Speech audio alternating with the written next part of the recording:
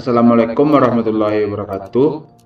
Baiklah, perkenalkan kami mahasiswa dari Universitas Putra Indonesia YPTK Padang, Fakultas Ekonomi dan Bisnis, Prodi Akuntansi, dari kelas Akuntansi 3. Di sini kami dari kelompok 2 akan menjelaskan materi mengenai penagihan pajak dalam mata kuliah Hukum Pajak dengan dosen pengampu Ibu Rindi Citra Dewi.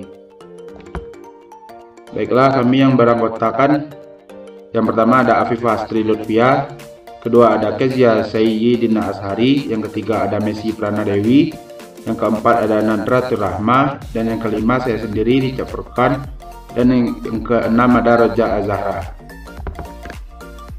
Baiklah, dalam materi penagihan pajak ini kita mempelajari yang pertama ada pengertian penagihan pajak, yang kedua jenis penagihan pajak, yang ketiga tata cara dan proses penagihan pajak, yang keempat dasar penagihan pajak, yang kelima ada daluarsa penagihan pajak, dan yang keenam contoh kasus penagihan pajak.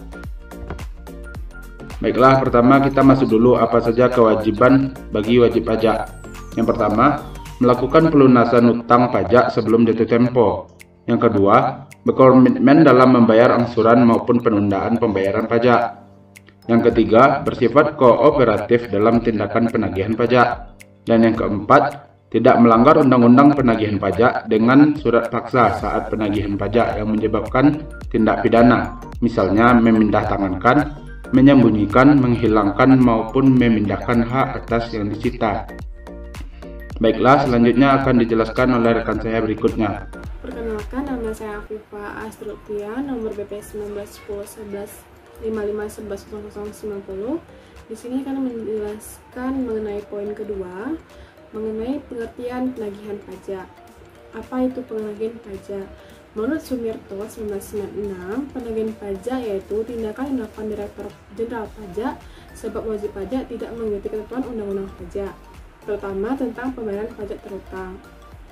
Lalu menurut Rusdi tahun 2004, penagihan pajak merupakan rangkaian tindakan dilakukan agar wajib pajak membayar utang pajak serta biaya penagihan pajak dengan peneguran ataupun peringatan, melaksanakan penagihan seketika dan sekaligus memberitahuan surat paksa, mengusulkan pencegahan, penyitaan, penyanderaan, serta menjual barang yang disita. Lalu selanjutnya itu, apa saja dasar hukum penagihan pajak? Dasar hukum penagihan pajak itu Undang-Undang Nomor 19 Tahun 1997 mengenai penagihan pajak dengan surat paksa, yang kemudian diamandemen dengan Undang-Undang Nomor 19 Tahun 2000 yang mulai diberlakukan sejak 1 Januari 2001. Lalu jenis-jenis penagihan pajak. Apa saja jenis-jenis penagihan pajak? Jenis-jenis penagihan pajak ini ada 3. Yang pertama ada penagihan pasif. Penagihan pasif ini DJB menerbitkan surat tagihan pajak STP, surat ketetapan pajak kurang bayar SKPKB, surat ketetapan pajak kurang bayar tambahan SKPKBT, SK pembetulan, SK keberatan, serta putusan banding yang mengakibatkan pajak terutang menjadi lebih besar. Dalam jenis ini, Fiskus hanya menyampaikan kepada wajib pajak bahwa terdapat pajak terutang. Apabila dalam jarak waktu 1 bulan dikeluarkannya STP atau surat jenis lainnya, wajib pajak tidak membayarkan utang pajaknya, maka Fiskus akan menerapkan penagihan aktif. Nah, yang kedua ini ada penagihan aktif. Penagihan aktif ini merupakan penagihan yang proses selanjutnya itu adalah setelah penagihan pasif tidak berhasil. Dalam penagihan aktif, Fiskus dan jurusita pajak memiliki hak dan berperan aktif untuk tindakan sita serta lelang. Lalu yang ketiga itu penagihan seketika dan sekaligus.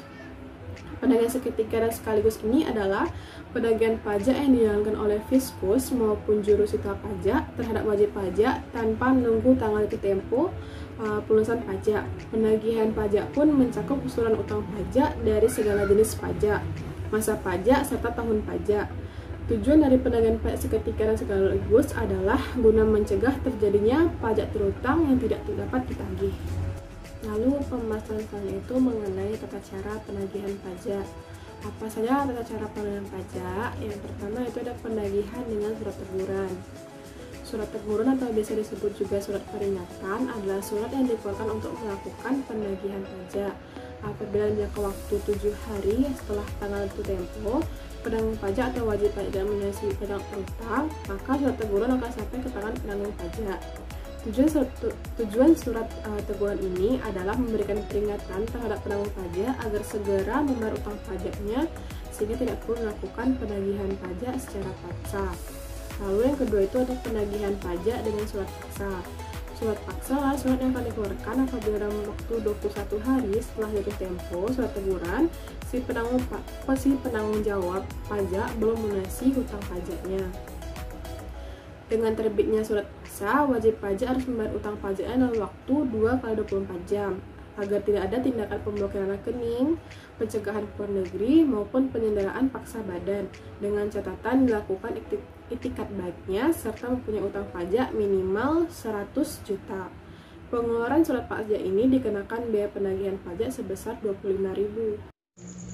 Assalamualaikum warahmatullahi wabarakatuh. Perkenalkan, saya Misi Prana Dewi, BP 19 10 11 55 11 01 10 dari kelas akuntansi 3. Di sini saya akan melanjutkan pembahasan dari rekan saya sebelumnya, yaitu mengenai penagihan dengan surat sita.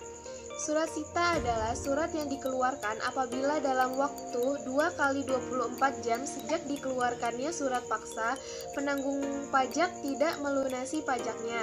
Penyitaan bukan bertujuan untuk memperdagangkan barang milik penanggung pajak, melainkan petugas memanfaatkan barang-barang tersebut sebagai jaminan agar penanggung pajak membayar pajak terutangnya. Yang keempat, penagihan dengan lelang. Lelang akan dilaksanakan apabila dalam waktu 14 hari setelah dikeluarkan pengumuman lelang, penanggung pajak belum melunasi pajak terutangnya. Selanjutnya, dasar penagihan pajak. Dasar penagihan PBB yang pertama, surat pemberitahuan pajak terutang. Yang kedua, surat ketetapan. Yang ketiga, surat tagihan pajak. Selanjutnya, dasar penagihan PPh, PPN, PPNBM, serta bunga penagihan. Yang pertama, surat tagihan pajak. Yang kedua, surat ketetapan pajak kurang bayar. Yang ketiga, surat ketetapan pajak kurang bayar tambahan. Yang keempat, surat keputusan pembetulan. Yang kelima, surat keputusan pemberatan. Yang keenam, putusan banding. Dan yang ketujuh, putusan peninjauan kembali sehingga total pajak yang perlu dilunasi bertambah.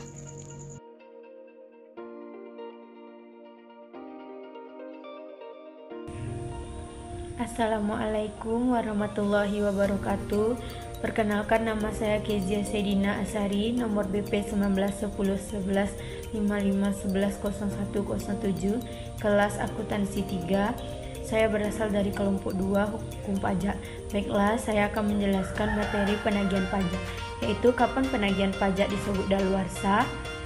Penagihan pajak disebut daluarsa apabila sudah melewati batas waktu penagihan, yakni 5 tahun terhitung sejak diterbitkan Biaya Dasar Penagihan Pajak. Jika sudah daluarsa, maka hal tersebut tidak dapat lagi dilakukan karena hak penagihan atas hutang pajak tersebut telah dianggap gugur. Selanjutnya, kasus penagihan pajak. Upaya apa yang dapat dilakukan KPK untuk mengamankan target penerimaan perpajakan?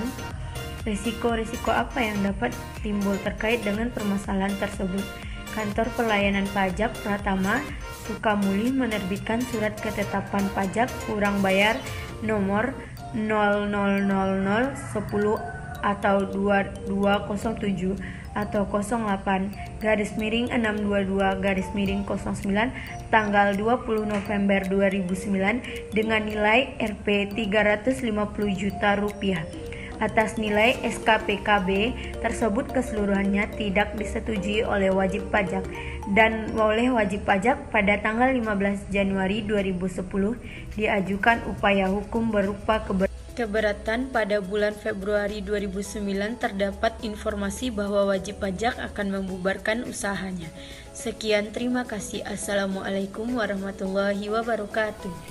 Bismillahirrahmanirrahim. Assalamualaikum warahmatullahi wabarakatuh. Perkenalkan, saya Nadratur Rahma, BP 19101155110114, kelas akuntansi 3. Saya dari kelompok 2 hukum pajak. Di sini saya akan menjelaskan materi mengenai penagihan pajak pada landasan teori. Landasan teorinya ialah itu yang pertama ada pasal 25 ayat 7 Undang-Undang KUP. Dalam hal WP mengajukan keberatan jangka waktu pelunasan pajak sebagaimana dimaksud dalam pasal 9 ayat 3 atau ayat 3A atas jumlah pajak yang belum dibayar pada saat pengajuan keberatan tertangguh 1 bulan sejak tanggal penerbitan SK keberatan. Yang kedua, ada pasal 6 ayat 1 Undang-Undang PPSP, jurusita pajak melaksanakan penagihan seketika dan sekaligus tanpa menunggu tanggal jatuh tempo pembayaran berdasarkan surat perintah penagihan seketika dan sekaligus yang diterbitkan oleh pejabat. Penjelasan lebih lanjut mengenai pasal 6 ayat 1 ini ialah apabila yang pertama, penanggung pajak akan meninggalkan Indonesia untuk selama-lamanya atau berniat untuk itu. Yang kedua, penanggung pajak memindah tangankan barang yang dimiliki atau yang dikuasai dalam rangka menghentikan atau mengecilkan kegiatan perusahaan atau pekerjaan dilakukannya di Indonesia. Yang ketiga, terdapat tanda-tanda bahwa penanggung pajak akan membubarkan badan usahanya atau menggabungkan usahanya atau memekarkan usahanya atau memindah tangankan perusahaan yang dimiliki atau dikuasainya atau perubahan bentuk lainnya. Yang ketiga, badan usaha akan dibubarkan oleh negara. Yang kelima, terjadi penyitaan atas barang penanggung pajak oleh pihak ketiga. Dan yang keenam, terdapat tanda-tanda kepailitan. Kemudian pasal 14 PMK 24/PMK 03/2008 ialah penerbitan surat perintah penagihan seketika dan sekaligus oleh pejabat dilakukan dengan ketentuan tertentu. Ketentuan tersebut ialah yang pertama, diterbitkan sebelum tanggal jatuh tempo pembayaran. Yang kedua, diterbitkan tanpa didahului surat teguran. Yang ketiga, diterbitkan sebelum jangka waktu 21 hari sejak surat teguran diterbitkan. Dan yang keempat, itu diterbitkan sebelum penerbitan surat paksa. Demikianlah materi ini saya sampaikan. Mohon maaf jika ada salah dan khilafnya. Terima kasih atas perhatiannya. Saya akhiri. Wassalamualaikum warahmatullahi wabarakatuh. Penyelesaian kasus. Berdasarkan pasal 6 Undang-Undang PPSP, meskipun pajak yang tercantum dalam dasar penagihan sebagaimana dimaksud dalam pasal 18 Undang-Undang KUP yang dalam hal ini SK keberatan karena WP mengajukan keberatan belum jatuh tempo berdasarkan pasal 26 ayat 7. Tetapi terhadap wajib pajak tersebut dapat diterbitkan surat penagihan seketika dan sekaligus sesuai dengan pasal 14 PMK 24 atau PMK 03/2008 dengan kondisi sebagaimana yang dimaksud dalam pasal 6 ayat 1 huruf D Undang-Undang PPSP, yakni WP akan melakukan pembubaran badan usaha atas dasar SPSS tersebut. KPP dapat langsung menerbitkan surat paksa pasal 8 Undang-Undang PPSP untuk mengamankan target penerimaan negara. Selanjutnya, risiko-risiko yang dapat timbul. Wajib pajak telah memindahtangankan aset yang dimiliki atau dikuasai sebelum informasi wajib pajak akan membubarkan suatu badan usaha. Keberatan wajib pajak diterima dan aset yang telah disita telah dilelang. 1. Cara untuk meminimalisasi. Peran AR di KPP sangat dibutuhkan di sini untuk menggali informasi, baik informasi internal ataupun eksternal atas WP-WP-nya, terlebih WP-nya yang sedang bersengketa dengan DJP sehingga aktivitas WP sedikit banyaknya terpantau. Yang kedua, cara untuk meminimalisasi. Telaah informasi terlebih dahulu dan yakinkan dengan bukti-bukti memadai sehingga validitas informasi menjadi dapat dipercaya serta teruji kebenarannya. Kemudian yang ketiga, cara untuk meminimalisasi. Sebaiknya aset yang telah disita jangan dulu dilelang. Tunggulah sampai ada putusan keberatan. Tindakan penyitaan hanyalah tindakan pengamanan serta jaminan lunasnya utang pajak. Lagi pula, menurut KUP yang baru, pajak sebagaimana dalam kasus di atas belum menjadi utang pajak sampai dengan SK keberatan diterbitkan.